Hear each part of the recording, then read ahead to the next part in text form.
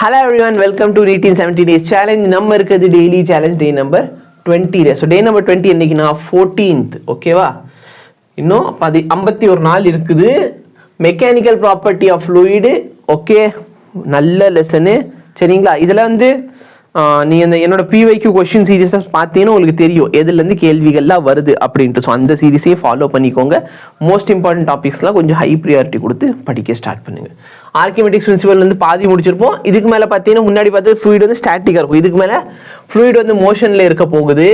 அதில் Bernoulli's principle very important. Venturi meter வந்து அதோட application, velocity of efflux, Torricelli law, இது எல்லாமே கொஞ்சம் இம்பார்ட்டன்ட், கொஞ்சம் ஹை வெயிட்டேஜ், ஓகேவா? இதுக்கு அடுத்து வரது இன்னும் ஹை வெயிட்டேஜாக இருக்கும்.